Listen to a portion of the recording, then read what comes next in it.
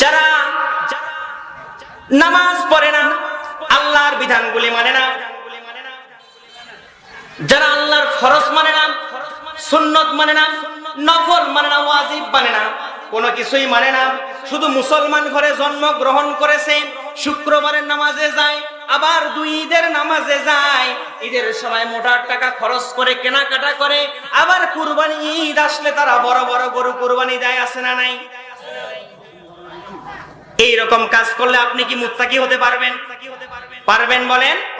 আপনি এই কাজগুলি করলে যদি মুত্তাকি হতে না পারেন, তাহলে এখন সময় এসে গেছে, যুগ জামানা পাল্টে গেছে, এই জাতির ভাগ্য পরিবর্তন করাতে হলে আপনাকে আমাকে অবশ্যই আল্লাহর কোরআনের 6666টা আয়াত, এই আয়াতগুলিকে ব্যক্তি, পরিবার, সমাজ, এলাকা, রাষ্ট্রীয় জীবনে মানতে হবে।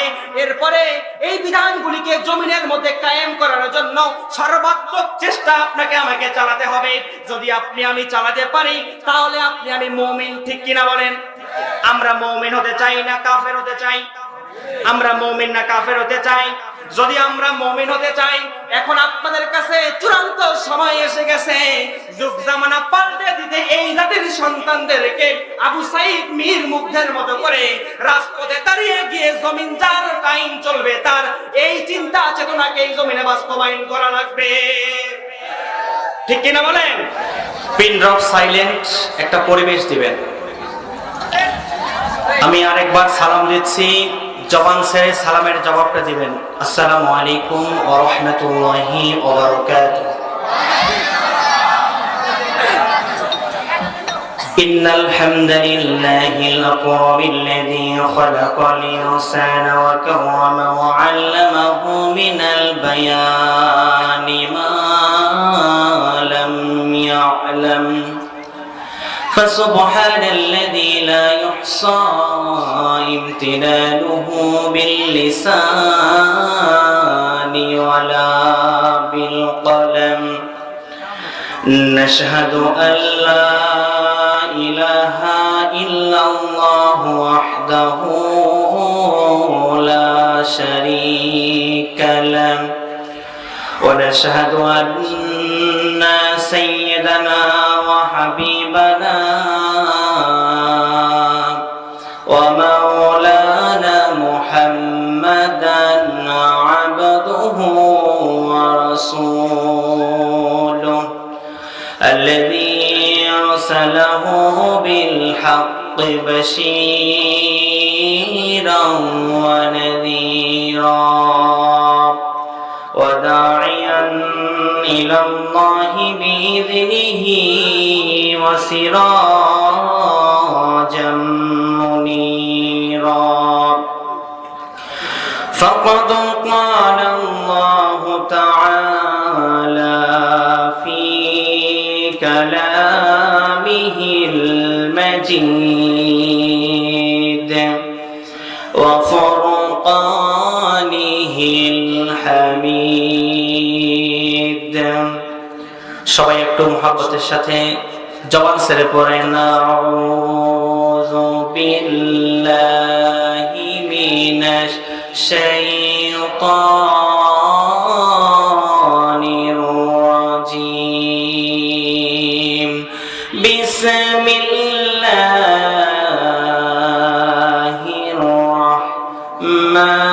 রাহমানির রাহিম। وسارعوا إلى مغفرة من ربكم وجنة عرضها السماوات والأرض أعدت للمتقين. وقال الله تعالى في شان حبيبه إن الله وملائكته يصلون على النبي يا أيها الذين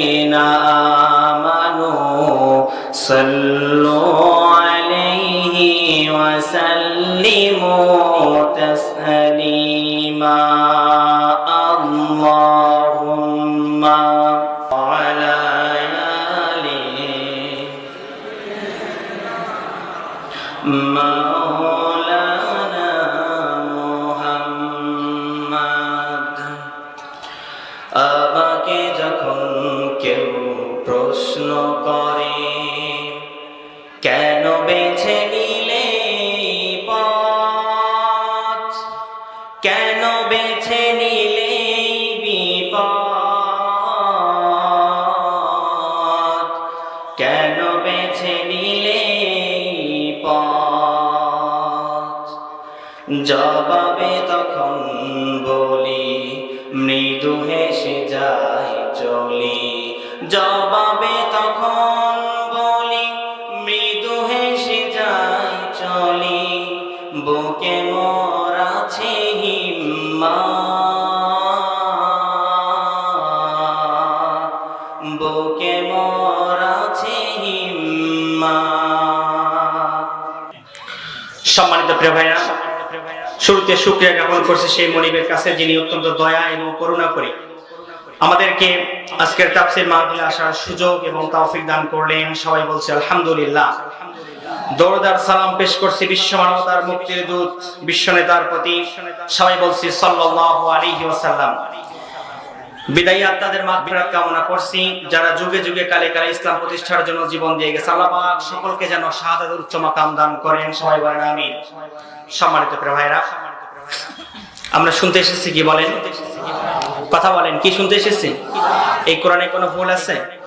সন্দেহ, সংশয় থাকবে বা কেন? এই কোরআনকে তো নাজিল করেছেন আপনার আমার জীবনের মালিক, আপনার আমার মরণের মালিক।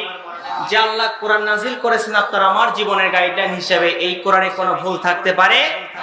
এই কোরআনের মধ্যে ভুল আছে এতটুকু পরিমাণ সন্দেহ বা এতটুকু পরিমাণ প্রশ্ন যাদের ভিতরে থাকবে, ওদের ঈমান ঈমান আল্লাহ রাব্বুল আলামিন কোরআনের শুরুতে বলেছেন যালিকাল কিতাবু লা রাইবা ফীহি হুদাল লিল মুত্তাকিন। আল্লাহু আকবার বলেন। This is the book, the most authentic book in this world, but there is no doubt about it, and it's a guidance for those who are muttaqin. এটি এমন একটি কিতাব যে কিতাবের মধ্যে কোনো ভুল নাই, ভ্রান্তি, সন্দেহ, সংশয় নাই। এই কোরআনের পক্ষে আঁকড়ে ধরবে যারা, আমার আল্লাহ তাদের ব্যাপারে বললেন হুদাল লিল মুত্তাকিন, সেই বান্দাদেরকে আমার আল্লাহ তার হেদায়েতের পথে, নূরের পথে পরিচালিত করবেন। সুবহানাল্লাহ বলেন না? শুধু এতটুকু নয়, আল্লাহ পাক শেষে বললেন মুত্তাকিন, হেদায়েতের পথে দেওয়ার পরে আল্লাহ পাক বললেন আমার এই বান্দাদেরকে আমি আল্লাহ আমার মুত্তাকির খাতা নাম দিয়ে দিব। সুবহানাল্লাহ বলেন। আল্লাহ যদি আপনার আমার নামটা মুত্তাকির খাতায় দেয়, তাহলে আপনার আমার কোনো ভয় আছে? টেনশন আছে? ভীতি আছে? আমরা যারা মুমিন, আমাদের জীবনের মালিক কে? আমাদের মরণের মালিক কে? এই আসমান কার? জমিন কার? আমরা মানব সৃষ্টি কার? সব আল্লাহর বিশ্বাস হয়? হয়? কথা বলেন, সব আল্লাহর বিশ্বাস হয়? সব আল্লাহর এই বিশ্বাস যদি আপনার ভিতরে থাকে, আমি আপনাদের কাছে জানতে চাই যে আল্লাহ পাক কোরআন দিলেন আপনার আমার হেদায়েতের জন্য।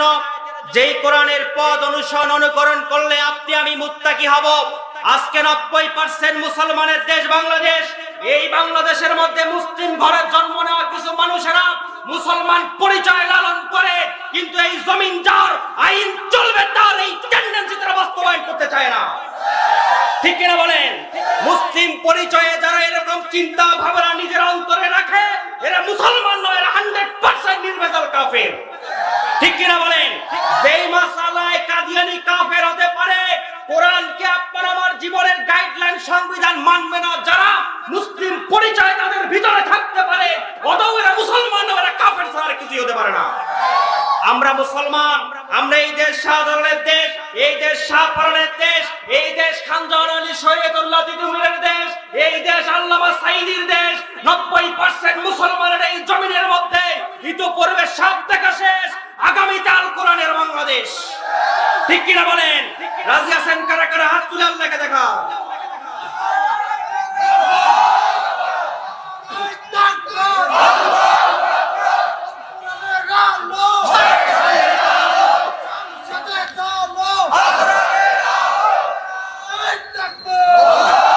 সম্মানিত প্রিয় ভাইরা, কষ্ট পাইলেন? কোন রাজনীতি হইল?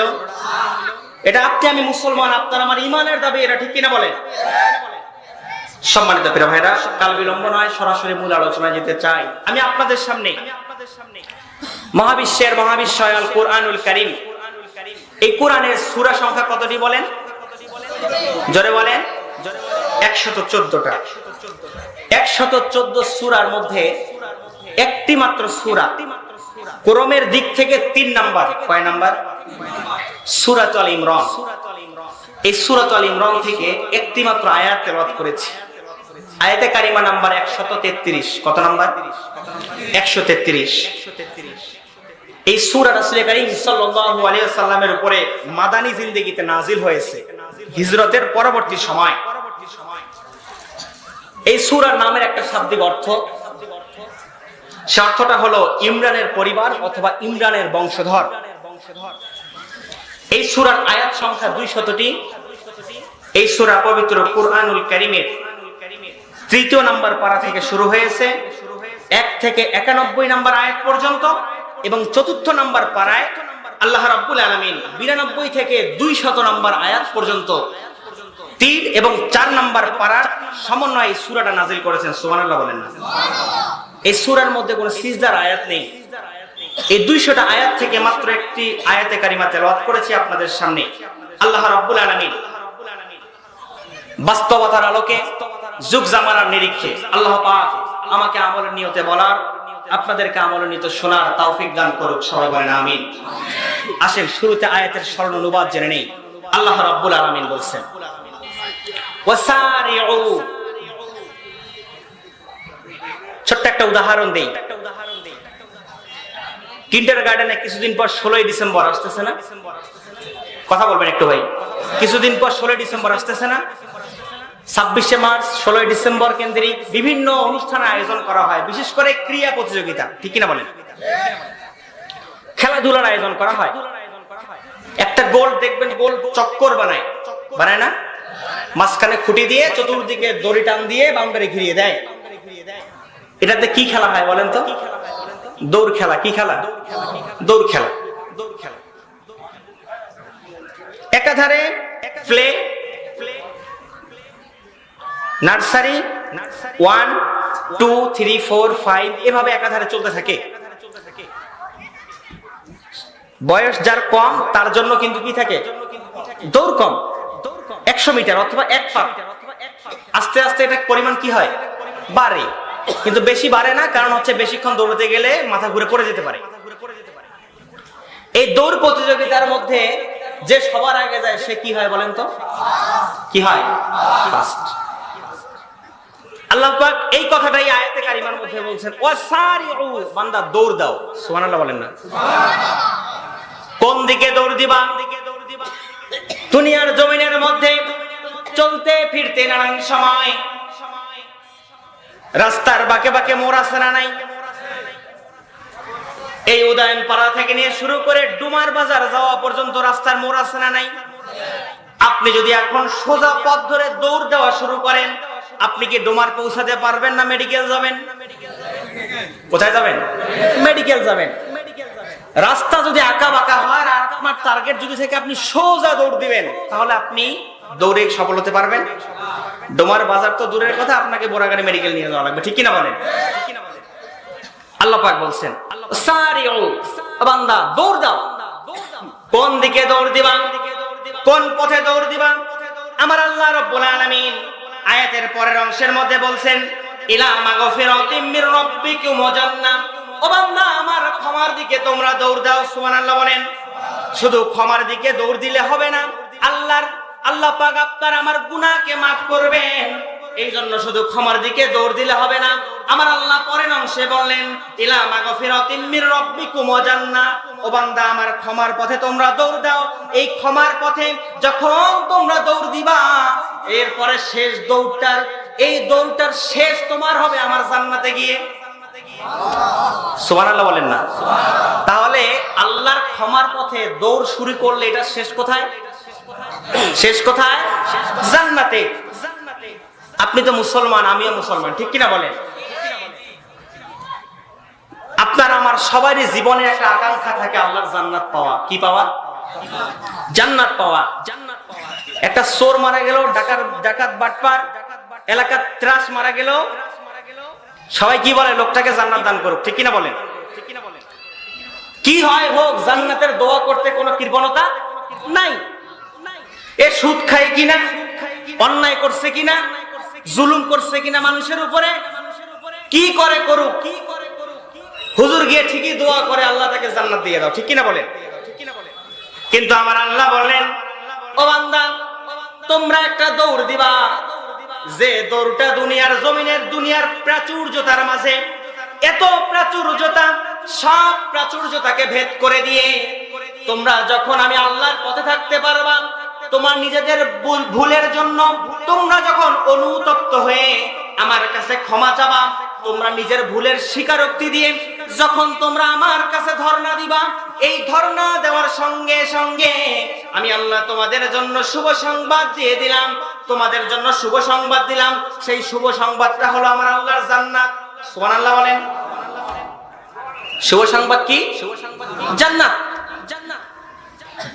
আর এই জান্নাত তো যেমন তেমন বিষয় নয়, এই জান্নাত তো যেমন তেমন জায়গা নয়। এই জান্নাতের ব্যাপারে আল্লাহ রাব্বুল আলামিন বলছেন, আরদুহাস সামাওয়াতু ওয়াল আরদ। এই জান্নাতের প্রশস্ততা কতটুকু হবে, এই জান্নাতের দূরত্বটা কতটুকু হবে, আমরা আল্লাহ রাব্বুল আলামিন বলেন, আরদুহাস সামাওয়াতু ওয়াল আরদ। এই জান্নাতের প্রশস্ততা হলো আসমান আর জমিন কিংবা তার থেকেও কয়েক গুণ বেশি। সূর্য আমাদের মাথার উপরে তাপ দেয় কত লক্ষ কিলোমিটার দূর থেকে? কত লক্ষ? 13 লক্ষ কিলোমিটার দূর থেকে সূর্য আমাদের মাথার উপরে তাপ দেয়। অথচ আমার আল্লাহ রাব্বুল আলামিন বলেন, যেই সমস্ত বান্দারা আমার ক্ষমার, আমার জান্নাতের দিকে চলে আসবে, আমার আল্লাহ রাব্বুল আলামিন বলেন, আমি তাদেরকে এমন জান্নাতের মধ্যে দিয়ে দিব, যেই জান্নাতের প্রশস্ততা, যেই জান্নাতের ব্যাস, যেই জান্নাতের দৈর্ঘ্য হলো আসমান জমিন কিংবা তার থেকেও কয়েক গুণ বেশি। আর এই জান্নাতটা কাদের জন্য? আমার আল্লাহ পাক শেষের অংশে বললেন, উইদ্দাতুল লিল মুত্তাকিন। এই জান্নাতটা আমার আল্লাহ রাব্বুল আলামিন যারা মুত্তাকি বান্দা হবে, এই মুত্তাকি বান্দাদের জন্য তৈরি করে রেখেছেন। জান্নাত কাদের জন্য? কাদের জন্য? মুত্তাকি বান্দাদের জন্য আমার আল্লাহর জান্নাত। আল্লাহর জান্নাত যদি মুত্তাকি বান্দার জন্য হয়, আপনি মুসলিম পরিবারে জন্মগ্রহণ করেছেন, আপনার বডি স্ট্রাকচার থেকে শুরু করে ব্যক্তি, পরিবার, সমাজ, রাষ্ট্র পর্যন্ত আল্লাহর কোন বিধান সমাজে কায়েমের প্রচেষ্টা আপনার ভিতরে নাই, তাহলে আপনার কপালে জান্নাত জুটবে? জুটবে? আবার কিছু কিছু মুসলিমদেরকে পাওয়া যায় যারা নামাজ পড়ে না, আল্লাহর বিধানগুলি মানে না, যারা আল্লাহর ফরজ মানে না, সুন্নত মানে না, নফল মানে না, ওয়াজিব মানে না, কোনো কিছুই মানে না। শুধু মুসলমান ঘরে জন্মগ্রহণ করেছে, শুক্রবারের নামাজে যায়, আবার 2 ঈদের নামাজে যায়, ঈদের সময় মোটা টাকা খরচ করে কেনাকাটা করে, আবার কুরবানি ঈদ আসলে তারা বড় বড় গরু কুরবানি দেয়, আছে না নাই? এইরকম কাজ করলে আপনি কি মুত্তাকি হতে পারবেন? পারবেন বলেন? আপনি এই কাজগুলি করলে যদি মুত্তাকি হতে না পারেন, তাহলে এখন সময় এসে গেছে, যুগ জামানা পাল্টে গেছে। এই জাতির ভাগ্য পরিবর্তন করাতে হলে আপনাকে আমাকে অবশ্যই আল্লাহর কোরআনের 6666টা আয়াত, এই আয়াতগুলিকে ব্যক্তি, পরিবার, সমাজ, এলাকা, রাষ্ট্রীয় জীবনে মানতে হবে। এরপরে এই বিধানগুলিকে জমিনের মধ্যে কায়েম করার জন্য সর্বাত্মক চেষ্টা আপনাকে আমাকে চালাতে হবে। যদি আপনি আমি চালাতে পারি, তাহলে আপনি আমি মুমিন, ঠিক কিনা বলেন? আমরা মুমিন হতে চাই না কাফের হতে চাই? আমরা মুমিন না কাফের হতে চাই? যদি আমরা মুমিন হতে চাই, এখন আপনাদের কাছে চূড়ান্ত সময় এসে গেছে যুগ জামানা পাল্টে দিতে। এই জাতির সন্তানদেরকে আবু সাইদ মীর মুগ্ধের মতো করে রাজপথে দাঁড়িয়ে গিয়ে জমিন যার টাইম চলবে, তার এই চিন্তা চেতনাকে এই জমিনে বাস্তবায়ন করা লাগবে, ঠিক কিনা বলেন? কষ্ট পাইলেন? কথা বোঝাতে পারতেছি আমি? না পারলে আমার ব্যর্থতা, শুধু দোয়া করবেন আমার জন্য। সম্মানিত প্রিয় ভাইরা, যেই ব্যক্তি নামাজ পড়ে না তার ভিতরে ইসলাম, যেই ব্যক্তি রোজা রাখে না তার ভিতরে ইসলাম, অথচ ওই ব্যক্তিরাই কিন্তু মুসলিম পরিবারে জন্মগ্রহণ করে। ঠিক কিনা বলেন? নিজেদেরকে বড় বড় মুসলিম দাবি করে, নিজেদেরকে বড় বড় হাজী সাহেব দাবি করে, হজের সময় হজ করে, সুযোগ পাইলে উমরায় চলে যায়। আবার ওই ধরনের ব্যক্তিরা যারা থাকে, সুযোগ পাইলে আলেমদেরকে ধরে ধরে কারাগারে দেয়। নামাজও পড়ে, রোজাও রাখে, হজও করে, যাকাতও দেয়, সব কিছুই তারা করে, কিন্তু মুসলিম পরিচয় নিজের ভিতরে লালন করার পরে আনালাহুল খালকু আলামর সৃষ্টি, যার আইন চলবে তার, আন্নাল কুওয়াতা লিল্লাহি জামিয়া, এই জমিন যার আইন চলবে তার, এই চিন্তাকে তারা মানতে পারে না।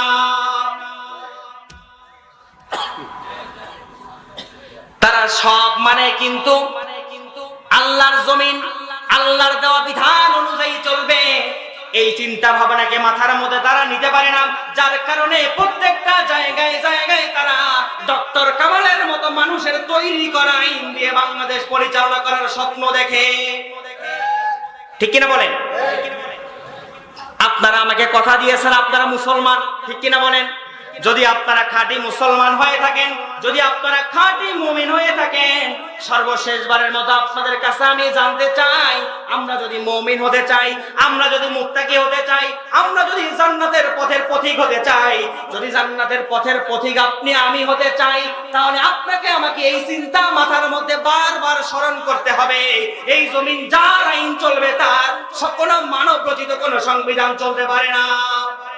এই 90% মুসলমানের এই জমিনের মধ্যে কোন মানব রচিত সংবিধান যেমন চলতে পারে না, মুমিন হিসাবে, মুসলমান হিসাবে তিনজন শাসক যারা এই ক্ষমতায় ছিল, একজন শাসক যেমন কোরআন দিয়ে বাংলাদেশ চালাতে পারে নাই, সময় এসে গেছে আমাদেরকে মুসলিম পরিচয়ে সকলে মিলে কাঁধে কাঁধ মিলে আল্লাহর জমিনে আল্লাহর দিন বিজয় করার সময় এসে গেছে। ঠিক কিনা বলেন? সেই পথে চলতে গেলে আমাদেরকে যদি জীবন দিতে হয়, আমরা মুসলমান জীবন দেব। সেই পথে চলতে গেলে যদি আবু সাঈদের মতো বন্দুকের সামনে দাঁড়িয়ে যেতে হয়, আমরা দাঁড়িয়ে যাওয়ার জন্য প্রস্তুত আছি। এরপর নিজেদের অধিকার আদায় করে আমরা ঘরে ফিরবো। ঠিক কিনা বলেন? কারা কারা চান দুই হাত তুলে আল্লাহকে দেখান। লিল্লাহি তাকবীর, লিল্লাহি তাকবীর, লিল্লাহি তাকবীর। আল কোরআনের আলো, আল হাদিসের আলো, লিল্লাহি তাকবীর। সম্মানিত প্রিয় ভাইরা, কষ্ট পাইলেন? এখন আসেন আলোচনা একটু ভিতরে চলে যাই। যেহেতু তাফসীর মাহফিল, তার মানে এটা হক একটু আদায় করতে হবে। ঠিক কিনা বলেন? আলোচনা হবে দুইটা পয়েন্টে। কয় পয়েন্টে? একটা হলো আল্লাহর ক্ষমা, আর একটা হলো জান্নাত। একটা কি? আল্লাহর ক্ষমা, আর একটা জান্নাত। কিছু বাড়িতে নিয়ে যেতে পারেন আর নাই পারেন, এই পয়েন্ট দুটো তো নিয়ে যেতে পারবেন। পারবেন কিনা বলেন? একটা হলো আল্লাহর ক্ষমা, আর একটা জান্নাত। আমরা সবাই আল্লাহর ক্ষমা চাই কিনা? চাই কিনা বলেন? আমাদের জীবনে গুনাহ নাই এমন কয়জন আছেন এখানে? কয়জন আছেন জীবনে গুনাহই করেন না এরকম কেউ আছে এখানে? নাই। যদি না থাকে তাহলে আমাদের আল্লাহর কাছে ক্ষমা চাওয়ার দরকার আছে না নাই? আমাদের জীবনের গুনাহ আছে, তার মানে আপনি আমি পাপী বান্দা। ঠিক কিনা বলেন? এখন আসে একটু সামনের দিকে চলে যাই। জান্নাত তো আপনার আমার নানির হাতের তৈরি করা মুআনাজে চাইলেই পাওয়া যাবে। ঠিক কিনা বলেন? মামার বাড়ি তৈরি করা খাবার নয় যে আপনি চাইলেই খেতে পারবেন।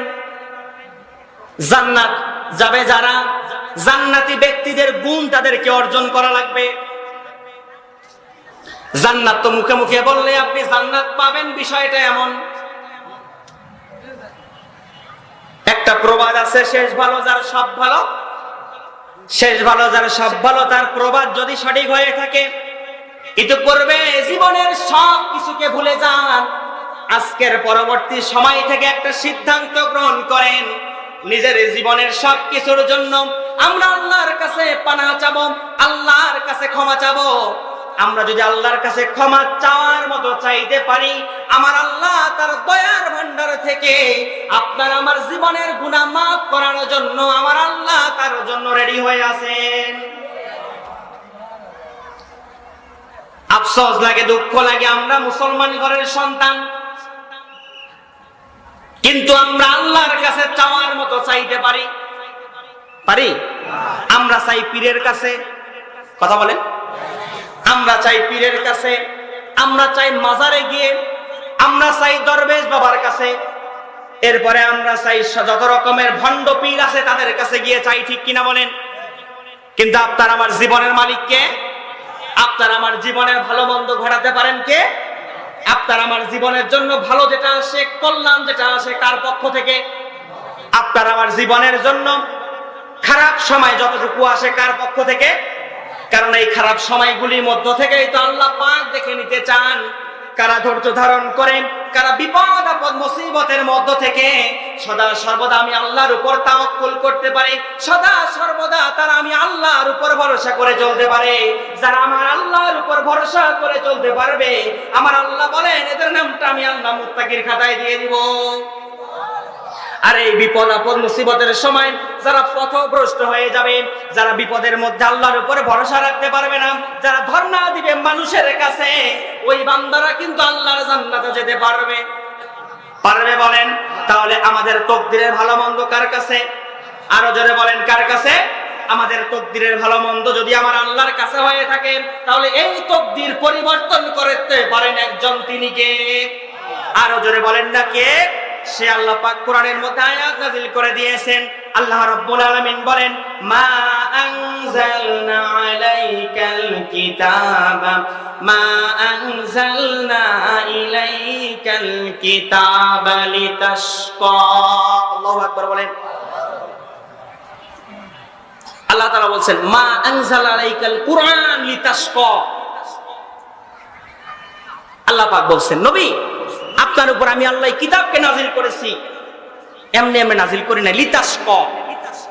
লিতাশকা শব্দের ব্যাখ্যায় মুফাসসিরে কেরামগণ লিখেছেন, এই কোরআন আপনার উপর নাজিল করেছি, আপনি ক্লেশে পড়ে যাবেন, অন্ধকারাচ্ছন্ন পথে চলে যাবেন, ভীত শঙ্কিত হয়ে যাবেন না। ও নবী, এই কোরআন আমি এমনি এমনি আপনার উপর নাজিল করি নাই। ও নবী, আমি আপনার উপর এই কোরআনকে নাজিল করেছি লিতাশকা, আপনার জীবনের ভাগ্যকে পরিবর্তন করানোর জন্য। সুবহানাল্লাহ বলেন। তাহলে আমাদের জীবনের ভাগ্য পরিবর্তন করবে কে? আরো জোরে বলেন, কে? আর ভাগ্য পরিবর্তনকারী কিতাবের নাম কি? জোরে বলেন, কি নাম? আমার নবীর উপরে ভাগ্য পরিবর্তনকারী কিতাব নাজিল হয়েছে, সেই কিতাবের নাম কি? যেই কিতাব নাজিল হওয়ার কারণে আমার নবী এই কোরআনের সমাজ ব্যবস্থা প্রতিষ্ঠা করার কারণে মদিনার জিন্দেগিতে আল্লাহর নবী এমন একটা রাষ্ট্র ব্যবস্থা গঠন করেছেন, যে রাষ্ট্র ব্যবস্থার মধ্যে অন্যায় ছিল না, অবিচার ছিল না, যে রাষ্ট্র ব্যবস্থার মধ্যে জুলুম ছিল না, যে রাষ্ট্র ব্যবস্থায় চুরি ছিল না, যে রাষ্ট্র ব্যবস্থায় সুদ ছিল না, যে রাষ্ট্র ব্যবস্থায় কোনো মানুষ, কোনো রাষ্ট্রীয় নেতারা কোনো মানুষের হক তারা মেরে খেতে পারতো বলেন। যার কারণেই তো ওই সময়টা ছিল খয়রুল কুরুনি, করণী, সোনালী যুগ, ঠিক কিনা বলেন? আজও যদি আমরা এই সোনালী যুগে ফিরে পেতে চাই, আজও যদি আপনি আমি এই সোনালী যুগ ফিরে পেতে চাই, তাহলে ভাগ্য পরিবর্তনকারী কিতাবের সঙ্গে থেকে আল্লাহর কোরআনের সমাজ ব্যবস্থা আমাদেরকে কায়েম করতে হবে, তাহলে আপনার আমার ভাগ্য পরিবর্তন হবে, ঠিক কিনা বলেন? তাহলে যেই কিতাব ছাড়া আমার নবীর ভাগ্য পরিবর্তন হয় নাই, 56,000 বর্গ মাইলের বাংলাদেশ, 90% মুসলমানের বাংলাদেশ, 71 সালে স্বাধীনের পরে 54 বছরে যত শাসক ক্ষমতায় ছিল, একজন শাসক আল্লাহর কোরআন দিয়ে এই জমিন চালাতে পারে নাই, ঠিক কিনা বলেন? যার কারণে প্রত্যেকটা জায়গায় জায়গায় অন্যায়, অবিচার, জুলুম দিয়ে ত্রাস দিয়ে মানুষদেরকে তারা আতঙ্কে রেখেছিল, ঠিক কিনা বলেন? কাজেই সময় এসে গেছে, এই সময়টাকে যদি আপনি আমি গ্রহণ করতে পারি, এই সময়ের মধ্যে আপনি আমি যদি কোরআনের সঙ্গে থাকতে পারি, ভাগ্য পরিবর্তনকারী কোরআন কি যদি আপনার আমার জন্য সেই কিতাব হয়ে থাকে, আপনাকে আমাকে এই কোরআনের সঙ্গে থেকে এই কোরআনের সমাজ বিনির্মাণ এই জমিনে করতে হবে, ঠিক কিনা বলেন? সম্মানিত প্রিয় ভাইরা, এই কোরআনের সমাজ বিনির্মাণের কোনো বিকল্প পথ আছে বলেন? ভাই আপনিও তো মুসলমান, আমিও তো মুসলমান, মরলে আপনারও জায়গা 3.5 হাত, আমারও জায়গা। আপনাকে কবরে রাখবে, আর ওই বাংলাদেশের আলেমদের কি মনে হয় ফ্রিজিং গাড়িতে করে বাংলাদেশ ঘুরাবে? হিমাগারে রাখবে? কোথায় রাখবে? কোথায়? আপনার কাফনে কাপড় সাদা, আমাদের কাফনে কাপড় মনে হয় রঙিন হবে? হবে? আপনাকে 3.5 হাত কবর জায়গা, আমাদেরটা মনে হয় 4 হাত হবে। সুযোগ আছে? কোন সুযোগ নাই। যদি এই সবের কোন সুযোগ না থাকে, মরতে আপনাকেও হবে, আমাকেও হবে, ঠিক কিনা বলেন? যদি আপনাকে আমাকে মরতে হবে এই চিন্তা আপনার মাথার ভিতরে থেকে থাকে, সব মতদর্শকে বাদ দিয়ে আপনাকে আমাকে কোরআনের সঙ্গে থাকতে হবে, ঠিক কিনা বলেন? এই কোরআনের সঙ্গে যে আপনি থাকতে পারেন, আল্লাহ রাসূল বলতেছেন ওয়াল কুরআনু হুজ্জাতুল লাকা ওয়া আলাইক, এই কোরআন কাল কিয়ামতের দিন আপনাকে আমাকে সুপারিশ করে টেনে টেনে আল্লাহর জান্নাতে নিয়ে যাবে। আর আপনি যদি কোরআনের বিপক্ষে থাকেন, তাহলে ঠিকানা কই? কোথায়? এটা কি হুজুরের কথা? বাংলাদেশের আলেম সমাজের কথা? যারা জমিন যার আইন চলবে তার এই স্লোগান দেয়, তাদের কথা? এটা কার কথা? এটা রাসূলের কথা। এই কোরআন যারা মেনেছিল তারা হয়েছিল জান্নাতি মানুষ, ঠিক কিনা বলেন? আর এই কোরআন যারা মানে নাই তারা জাহান্নামী মানুষ। এখন আপনারাই বলেন, জান্নাতি মানুষের সাথে থাকবেন না জাহান্নামী মানুষের সাথে থাকবেন? কাদের সাথে? জান্নাতি ব্যক্তিদের সঙ্গে থাকতে গেলে আপনাকে আমাকে অবশ্যই কালিমার পতাকা উড়ানোর সেই স্বপ্ন লালন করতে হবে, ঠিক কিনা বলেন? কোন একদিন এ দেশের আকাশে কালিমার পতাকা দুলবে, সেদিন সবাই আল্লাহর বিধান পেয়ে দুঃখ বেদনা ভুলবে, সেদিন সবাই কোরআনি শাসন পেয়ে দুঃখ বেদনা ভুলবে। একাকী রমণী নির্জন পথে যাবে, কোন জন কটু কথা কবে না, কোন জন পথে ঘাটে সম্পদের মোহে খুনার রাহা জানি কবে না। সেই দিন আর নয় বেশি দূরে, একটু না পথ গেলে মিলবে, সেদিন সবাই আল্লাহর বিধান পেয়ে দুঃখ বেদনা ভুলবে, সেদিন সবাই কোরআনি বিধান পেয়ে দুঃখ বেদনা ভুলবে, ঠিক কিনা বলেন? মুসলিম হিসেবে এই কথাগুলির বিরোধিতা আপনারা কিভাবে করেন আমার তো বুঝে আসে। কিভাবে বিরোধিতা করেন ভাই? মৃত্যুর ভয়টাকে তো অন্তরে থাকা দরকার, ঠিক কিনা বলেন? আপনি আমি এমন কোন আল্লাহর ওলি হয়ে যাই নাই যে পয়গম্বর মুসার কাছে যখন মালাকুল মউত আসছিল, পয়গম্বর মুসা এমন থাপ্পড় মেরেছিল আজরাইলের চোখ বের করে দিয়েছিল, ঠিক কিনা বলেন? আল্লাহর কাছে চলে গেল, আল্লাহ এ কোন ব্যক্তির কাছে পাঠাইলাম? আল্লাহ আমি কিসের জান কবজ করতে যাবো? আল্লাহ আমার তো চোখ বের করে দিল। আল্লাহ বলে কি বেয়াদবি করছিলা, সত্য কথা বলো। আল্লাহ একটা ভুল করেছিলাম, পয়গম্বরের কাছে যখন গেছিলাম আল্লাহ সালাম দেইনি। বলে সব থেকে ভুল করছে এটাই, পয়গম্বরের মুজিজা এটাই। পয়গম্বর যে যেন তেন পয়গম্বর নয়, এই মুসা পয়গম্বর স্বয়ং আমি আল্লাহর সঙ্গে কথা বলে। সুবহানাল্লাহ বলেন না? এরপর ফিরে যাও। পয়গম্বর মুসাকে বলল, একটা গাভীর উপরে হাত রাখবা, যতগুলো পশম থাকবে সে পরিমাণ হায়াত তোমাকে দিয়ে দিব। এখন চিন্তা করেন, আপনিও তো কোনো পয়গম্বর হন নাই, আমিও কোনো পয়গম্বর না, ঠিক কিনা বলেন? যদি কোনো পয়গম্বর আপনি আমি না হই, তাহলে মৃত্যু আপনার আমার অনিবার্য কিনা বলেন? কি চাচা, মরিবার লাগবে না বলে? মৃত্যু আপনার আমার অনিবার্য, ঠিক কিনা বলেন? এই চিরন্তন সত্য ইউনিভার্সাল ট্রুথ, এটা যারা বিশ্বাস করতে চায় না, এই 60, 70, 80 বছরের ক্ষমতা তো একদিন শেষ হবে, ঠিক কিনা বলেন?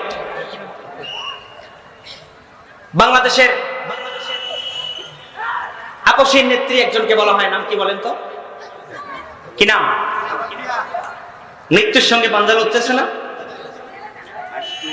তো মালাকুল মউত সবার কাছে যাবে, ঠিক কিনা বলেন?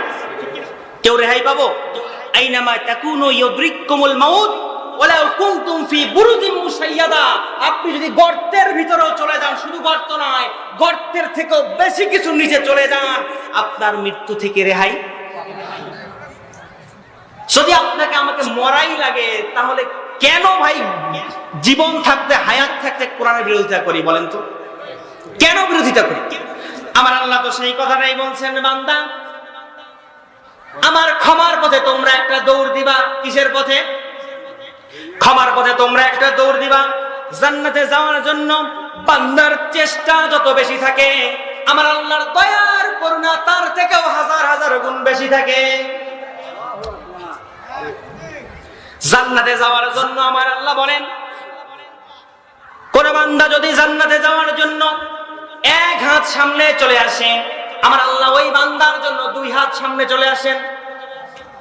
হাদিসে কুদসি বলতেছি, কোন বান্দা যদি আল্লাহর পথে, জান্নাতের পথে, ক্ষমার পথে আসার জন্য 2 হাত সামনে চলে আসেন, আমার আল্লাহ সেই বান্দার জন্য 4 হাত সামনে চলে যান।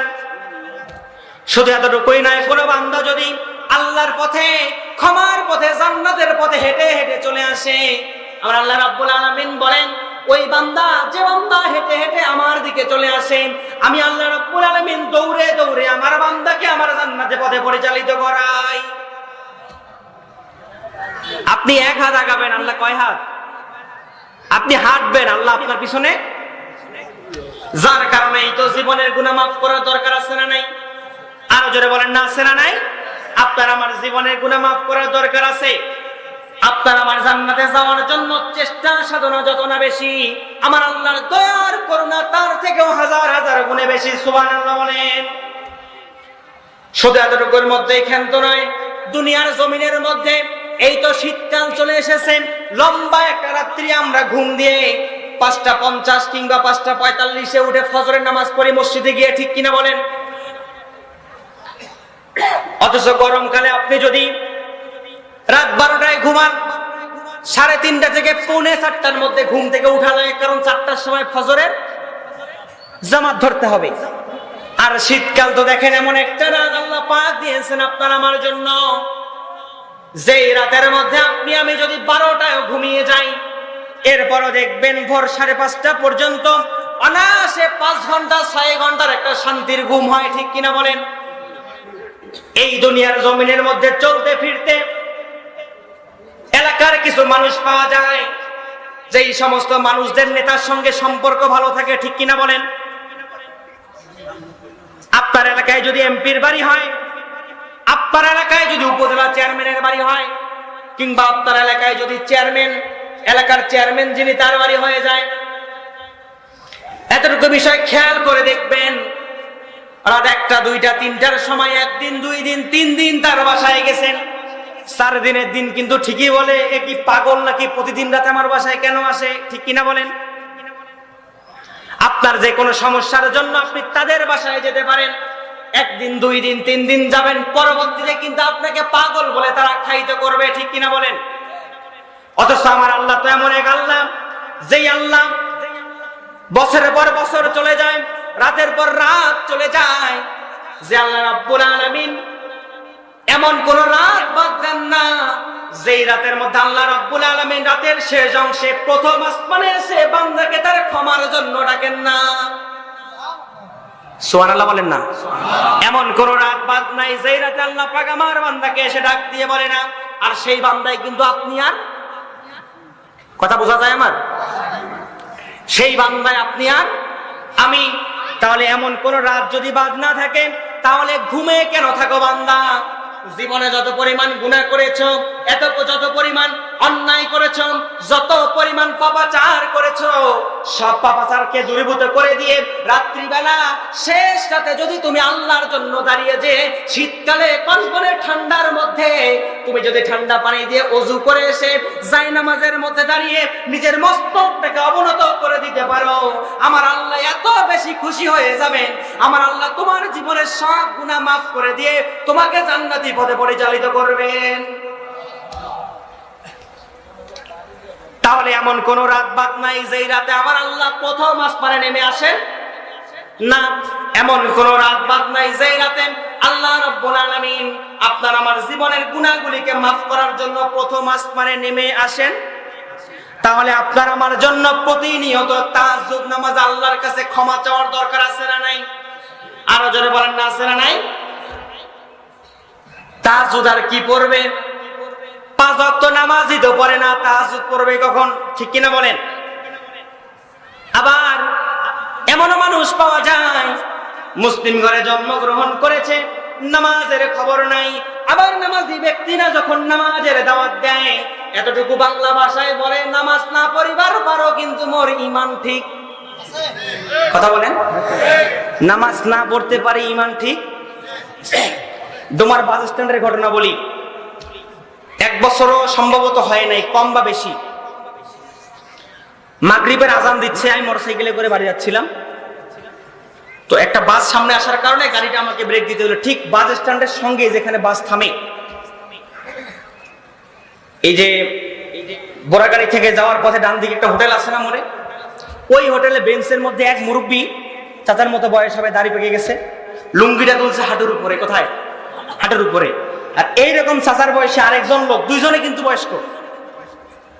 আমি কথাটা শুনে ওই জায়গায় প্রায় 30 সেকেন্ড চিন্তা করলাম কিভাবে উনি কথাটা বললো। মুরব্বী চাচা বলল, বন্ধু সমতুল্য হতে পারে, যে হাটকেনারে নামাজ পরিবার যাই। এই লোক হাতে ধরাইছে একটা সিগারেট। কি ধরাইছে? মারা ইচ্ছা মতো সুখ টান। আমি শুধু তার দিকে খেয়াল করতেছিলাম, মারতেছে টান, আর এই ধোঁয়া চলতেছে কোথায়? সপ্তম আসমানের দিকে।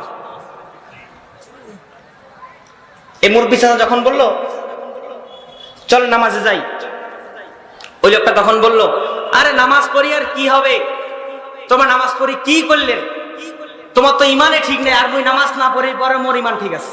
নাউজুবিল্লাহ বলেন না। কোন মুসলমান এই কথা বলতে পারে? নামাজের সাথে কোন মুসলমান এই কথা বলতে পারে? যে নামাজ নিয়ে এরকম কথাবার্তা করবে সে কাফের হয়ে গেছে। ঠিক কিনা বলেন?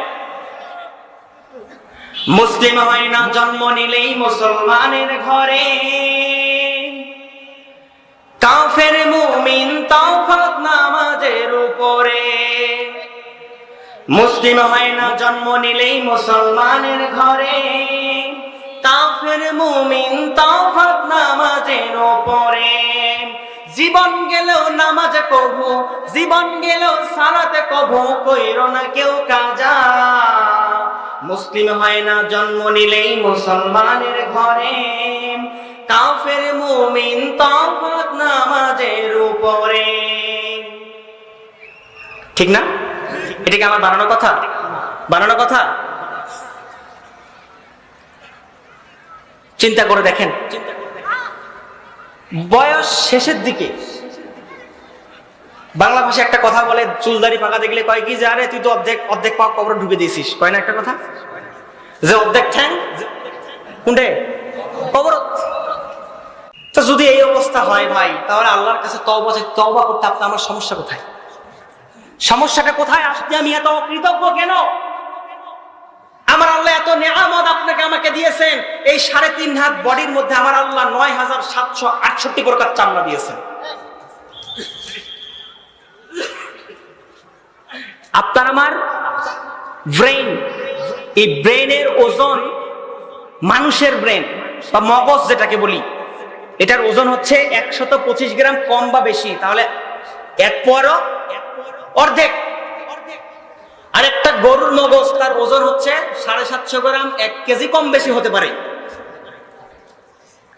বিজ্ঞানীরা গবেষণা করলো, এই যে মাথার ভিতরে একটা আঁকানো বাঁকানো জিনিস খুঁজে পাওয়া যায় না, গবেষণা করা শুরু করে দিল। গরুর সেই ভেনগুলিকে যখন একত্রিত করা শুরু করলো, তারা দেখলো 3 থেকে 4 হাত লম্বা মাত্র। এই 1.5 কেজি 2 কেজি ওজনের একটা মগজ থেকে গরুর আকৃতি অনুযায়ী কম বা বেশি হতে পারে। এতটুকু মাথার মধ্যে আল্লাহ পাক এই 2 থেকে 3 হাত মাত্র ভেন দিয়েছেন বা রগ দিয়েছেন। আর আপনি আমি মানুষ, সৃষ্টির সেরা জীব, আপনাকে আল্লাহ পাক এমনি এমনি বানায় নাই আপনাকে আমাকে। আপনার আমার মাথার 125 গ্রাম সেই মগজের মধ্যে আল্লাহ পাক যে আঁকানো বাঁকানো তারগুলি দিয়েছেন বা ভেইনগুলি দিয়েছেন, এই ভেইনগুলি দিয়ে আসমান থেকে নিয়ে জমিন পর্যন্ত কারেন্টের ওয়্যারিং এর মতো একবার করে ওয়্যারিং করা যাবে। হায় হায়, সুবহানাল্লাহ কয় না তোমার মানুষ? কষ্ট লাগে সুবহানাল্লাহ বলতে? তাহলে এই কারণে আপনি আমি সৃষ্টির সেরা জীব। বিজ্ঞানীরা চিন্তা করলো, এই গরু এতটুকু ভেইন দিয়ে কি চিন্তা করে? তারা চিন্তা করে দেখলো, কুরবানি হাটে দেখবেন গরুর মালিকের হাত বদল হইলে ওই গরু কিন্তু আর সহজে যায়। টানবেন সামনে, যায় কোথায়? পিছনে। আবার সামনে যখন জোরে টান দিবেন, আরো যে আরিয়া গরু হয়, কাক যে রিসি ফেলাই দিবে টেরো পাইবেন না। তারা আরেকটা চিন্তা করলো, গরুকে গোয়ালঘর থেকে বের করে নিয়ে আসবেন, খড় খাবে, ঘাস খাবে, যেই মাঠে রাখবেন, কার জমি হয় হোক, সে ধান খাবে, খড় খাবে, ঘাস খাবে, তার বেড়া ভাঙে আরেকজনের জমিতে যাবে, এটার কোনো হুঁশ নাই।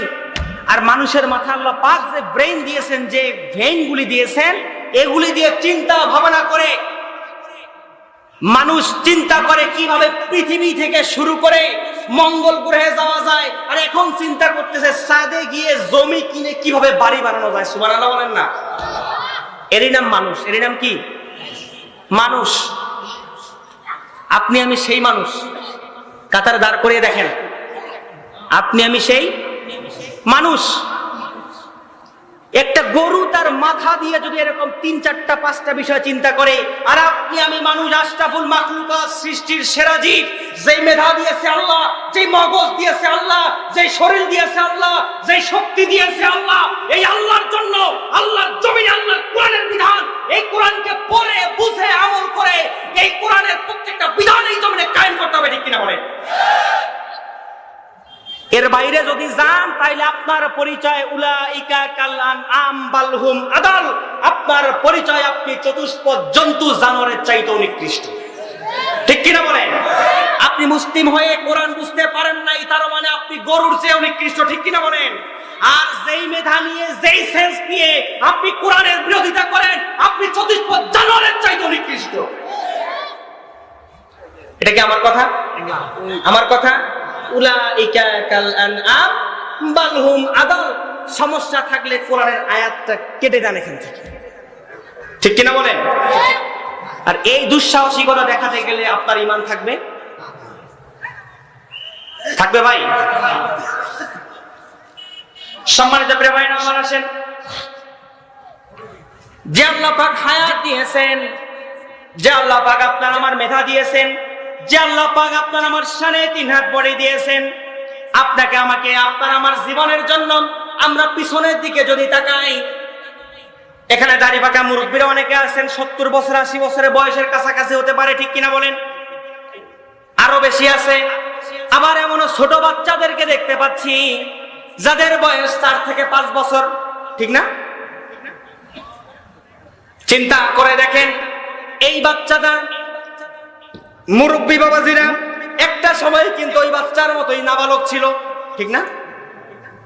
এরপরে তারা বালেগ হয়েছে, এরপরে তারা শৈশবে পদার্পণ করেছে, এরপর তারা কৈশোরে চলে গেছে, এখন তারা চলে গেছে বৃদ্ধর দিকে। ঠিক কিনা বলেন?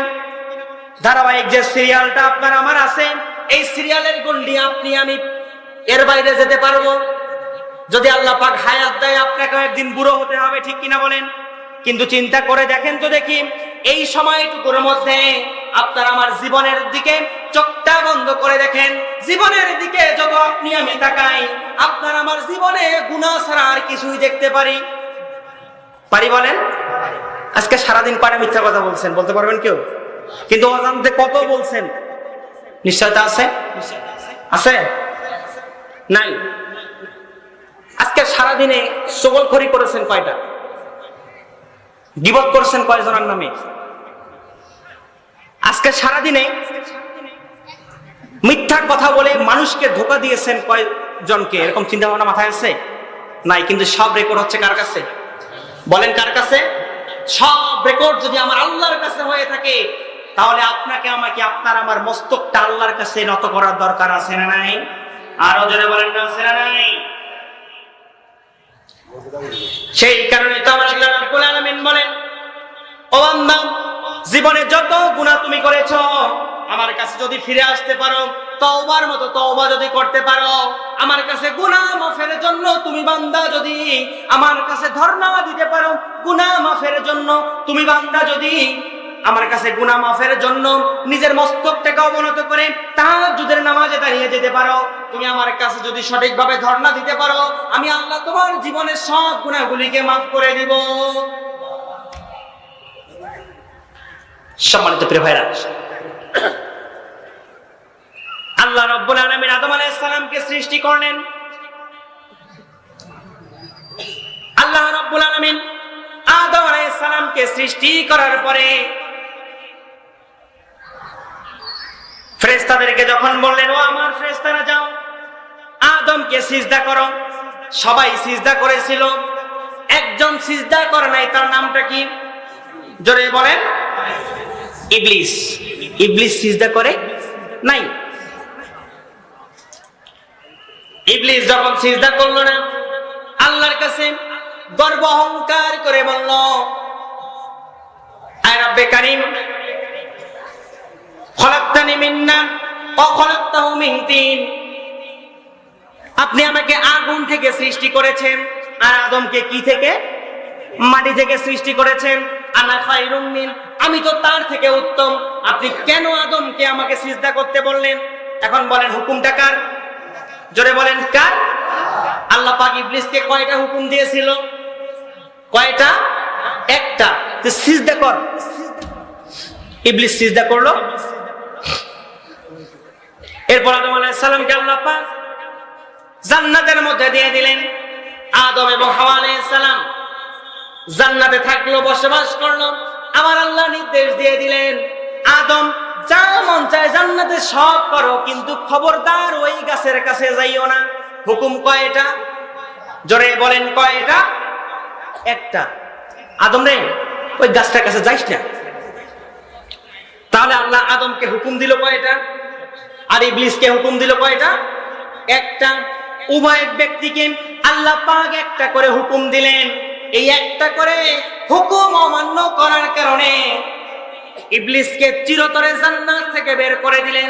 আর আল্লাহ রাব্বুল আলামিন আদম আলাইহিস সালামকে একটা ভুলের কারণে আল্লাহ রাব্বুল আলামিন আদম আলাইহিস সালামকে জান্নাত থেকে বের করে দিলেন। দুইজনের ঠিকানা কোথায়? কোথায়? এখন দেখেন, নিজেদের ভুলের জন্য ইবলিস কিন্তু আল্লাহর কাছে তার অনুতপ্ততা স্বীকার করে। স্বীকার করছে যে আল্লাহ, আমি যে ভুল করছি, আল্লাহ মাফ করে দাও একটা বার আমাকে, এই কথা বলছিল? বলে নাই। অথচ আদম আলাইহিস সালাম একটা ভুল করার কারণে আল্লাহর কাছে 350 বছর কান্নাকাটি করেছেন। রব্বানা যালামনা, যারা পড়েন আমার সঙ্গে পড়েন, রব্বানা যালামনা আনফুসানা ওয়া ইল্লাম তাগফির লানা ওয়া তারহামনা লানাকুনান্না মিনাল খাসিরিন। আয় রব্বে কারীম, নিজের উপরে জুলুম করে ফেলেছি, নফসের উপরে জুলুম করে ফেলেছি, আয় আল্লাহ আমাকে তুমি মাফ করে দাও। একই ভাবে এক নয়, দুই নয়, 350 বছর আল্লাহর কাছে কান্নাকাটি করার কারণে আমার আল্লাহ তাদের তওবাটাকে এত সুন্দর করে কবুল করেছেন। আমার আল্লাহ তাদের পুনঃ ঠিকানা আবার আল্লাহর জান্নাতে করে দিয়েছেন। সুবহানাল্লাহ বলেন না? কয় বছর? 350। আর আপনি আমি বাঁচি কত বছর? কত বছর?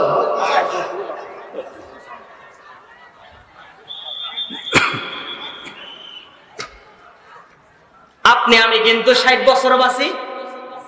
অথচ মুরব্বী মানুষ যারা, আগের মানুষ যাদেরকে বলা হয় জাপানি পার্স, কি পার্স? ওরা খাইছে সব ভালো ভালো জিনিস, যার কারণে এগুলো আসছে জাপানি পার্স। কি পার্স? আর আপনি আমি খাই সব ভেজাল।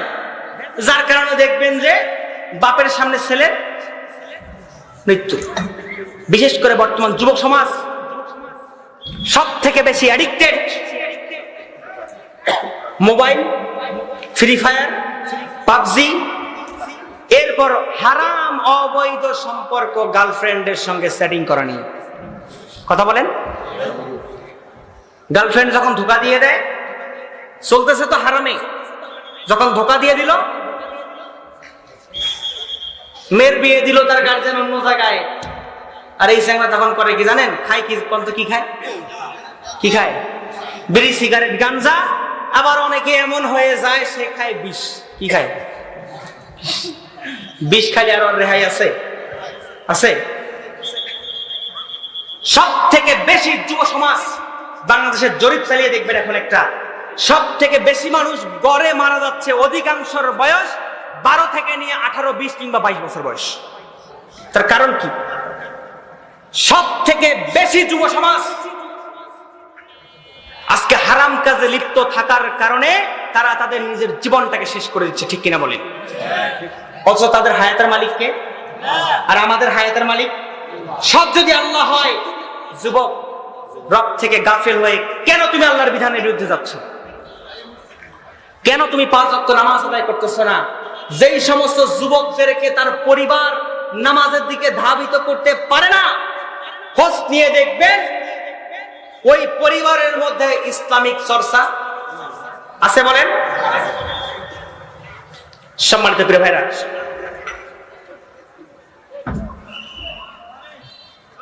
অধিকাংশ মানুষ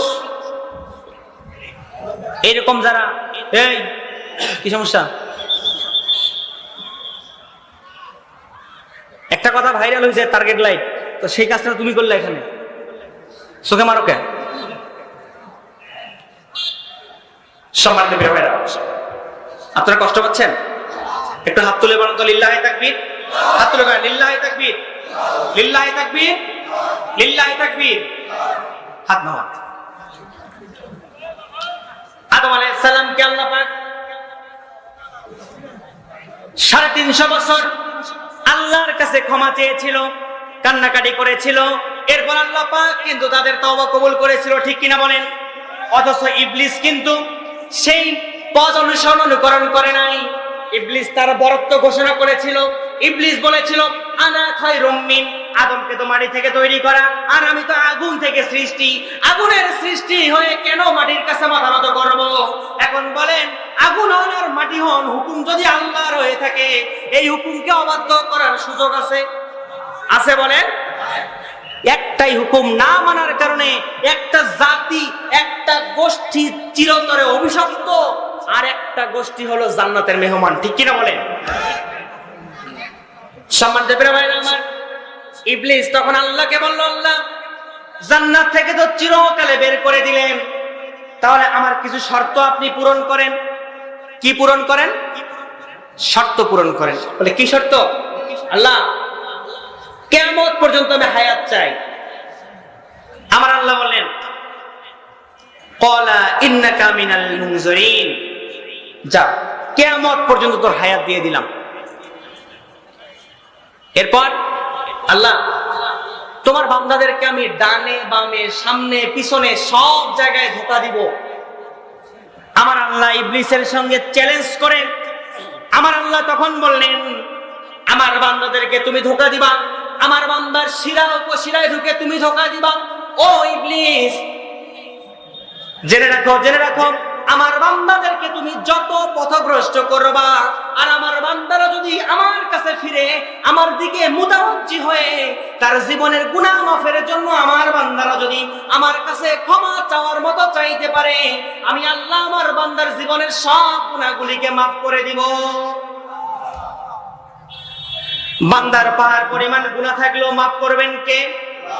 বান্দার গুনাহের পরিমাণ যদি পাহাড় পরিমাণ হয়ে থাকে, আমার আল্লাহ আসমান সম পরিমাণ দয়া আর রহমত নিয়ে বান্দার জীবনের সব গুনাহগুলিকে মাফ করে দিবেন। কিন্তু আমরা হচ্ছি মূর্খ, আমরা হচ্ছি নাদান।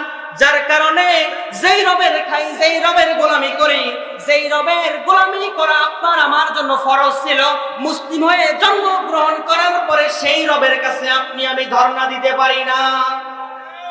ঠিক কিনা বলেন? মুসলিম হিসেবে সেই রবের কাছে আপনি আমি ধর্ণা দিতে পারি? এতগুলো মানুষ বুকে হাত দিয়ে বলতে পারবেন আজকে 5 ওয়াক্ত নামাজ পড়েছেন কয়জন? পারবেন বুকে হাত দিয়ে বলতে? কিছু মানুষ থাকতে পারে, কিন্তু বাকিগুলোর কি অবস্থা ভাই? কি লাভ এই মাহফিল দিয়ে? কি লাভ এত দারসুল কোরআন প্রোগ্রাম দিয়ে? কি লাভ এত তাফসীর মাহফিল দিয়ে? বেনিফিট যদি আপনার জীবনে পরিবর্তন আপনি করাতে না পারেন, তাহলে এগুলোর সাইরানা মূল্য আল্লাহর কাছে আছে বলেন? সম্মানিত প্রিয় ভাইরা, ইবলিস দেখেন আল্লাহকে চ্যালেঞ্জ করলো, তোমার বান্দাদেরকে আমি ডানে বামে শিরা উপশিরায় ঢুকে তাদেরকে পথভ্রষ্ট করব।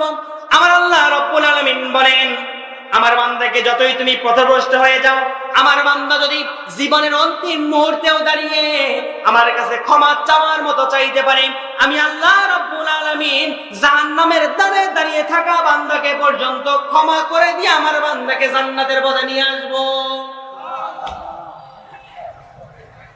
তাহলে আপনার আমার জন্য ক্ষমা চাওয়ার দরকার আছে না নাই? আপনার আমার আল্লাহর কাছে ক্ষমা চাওয়ার দরকার আছে না নাই? জীবনে কত গুনাহ করেছেন তার কোনো হিসাব মিজানের পাল্লায় যদি তুলে দেওয়া হয়, তাহলে তো দেখা যাবে আপনার আমার জীবনের আমলের চেয়ে গুনাহের পরিমাণটাই অনেক বেশি। ঠিক কিনা বলেন? যদি আপনার আমার গুনাহের পরিমাণ বেশি হয়ে থাকে, তাহলে এত অকৃতজ্ঞ আপনি আমি কেন? এত অকৃতজ্ঞ হয়ে আল্লাহর কাছে যদি এই মুহূর্তে মালাকুল মউত চলে আসে, আল্লাহর কাছে গেলে আপনার আমার ঠিকানা জান্নাত হতে পারে? পারে বলেন? অকৃতজ্ঞ আপনার আমার হওয়া যাবে না। আমার আল্লাহর এত নিয়ামত জমিনের মধ্যে আপনি আমি ভক্ষণ করতেছি, অথচ আমার আল্লাহ বলেন, বান্দারের জীবনের গুনাহ তোমার এত বেশি হয়ে গেছে, খবরদার খবরদার নিরাশ হও না, খবরদার খবরদার ভীত শঙ্কিত হয় না। আমার আল্লাহ পাক সেই বান্দাদের ব্যাপারে আয়াতে কারিমা অবতীর্ণ করে জানিয়ে দিলেন।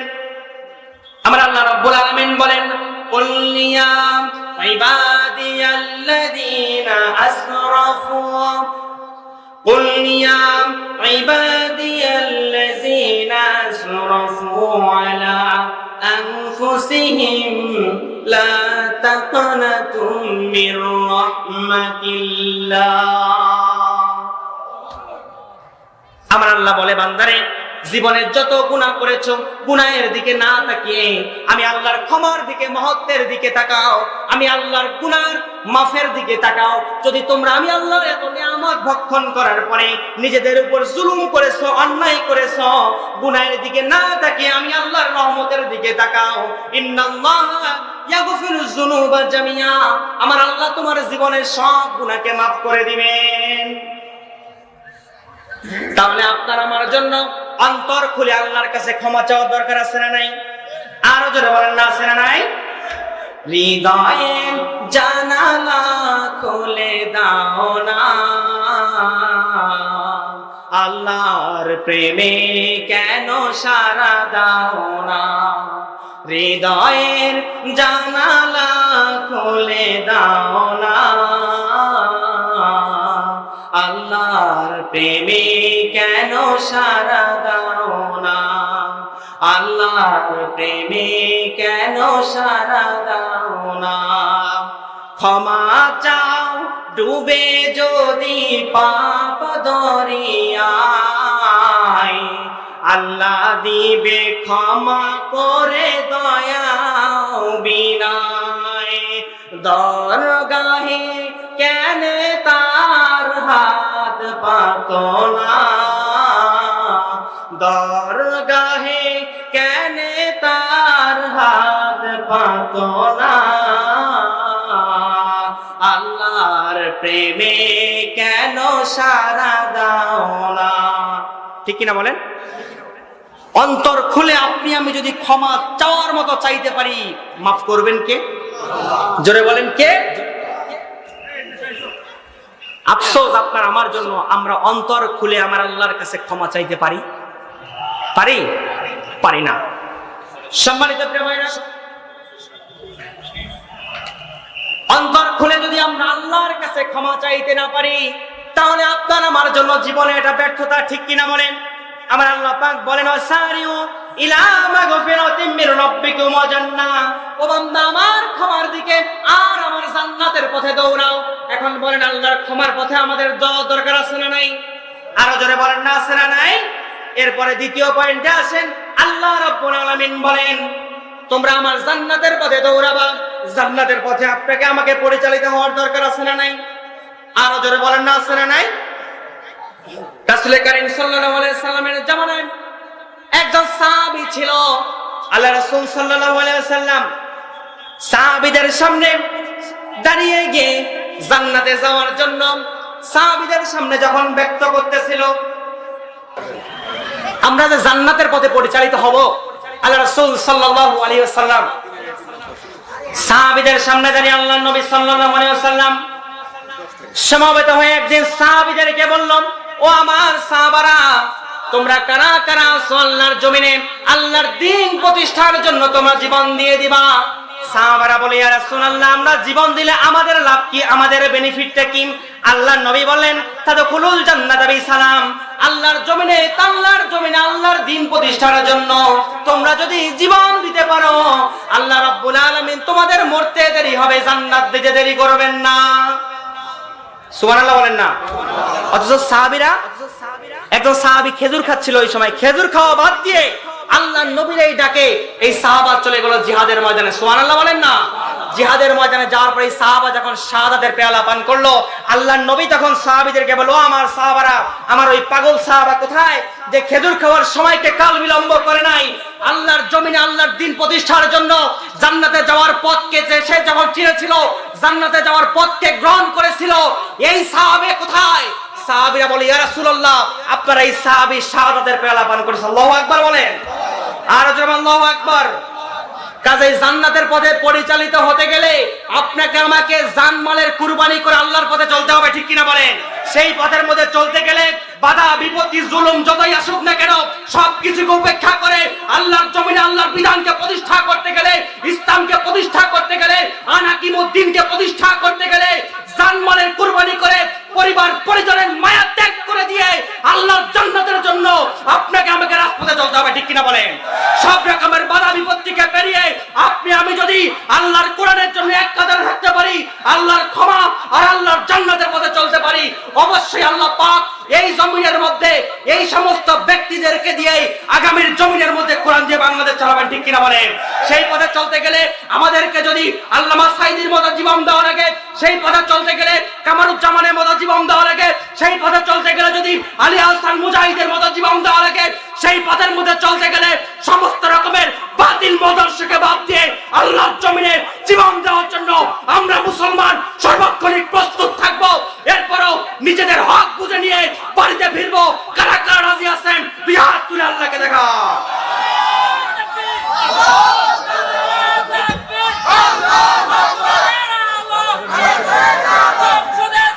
সম্মানিত প্রিয় ভাইরা, আমার আলোচনার সর্বশেষ মেসেজটা আপনাদের সামনে দিতে চাই। আল্লাহ পাক বলছেন, বান্দা একটা দৌড় দাও, দৌড় দিবা আল্লাহর ক্ষমার জান্নাতের পথে। কোন পথে? ক্ষমার জান্নাতের পথে। যদি ভাই একটা বিষয়ে আংশিক কিছু কথা বলতে পেরেছে আল্লাহ পাক আজকের এই কথার উপরে সর্বপ্রথম আমাকে, এরপর আপনাদের সকলকে আমল করার তৌফিক দান করুন। আরো জোরে বলেন আমিন। আল্লাহ পাক দুনিয়াতে যদি আমাদের দেখা হওয়ার সুযোগ না দেয়, কাল কিয়ামতের দিন যেন জান্নাতের শীতে দেখা হওয়ার তৌফিক দান করেন। আরো জোরে বলেন আমিন। হাজামা ইনদি ওয়াল ইলমু ইনদাল্লাহ আলাইহি তাওয়াক্কালতু ওয়া ইলাইহি উনীব। আসসালামু আলাইকুম ওয়া রাহমাতুল্লাহি ওয়া বারাকাতুহু।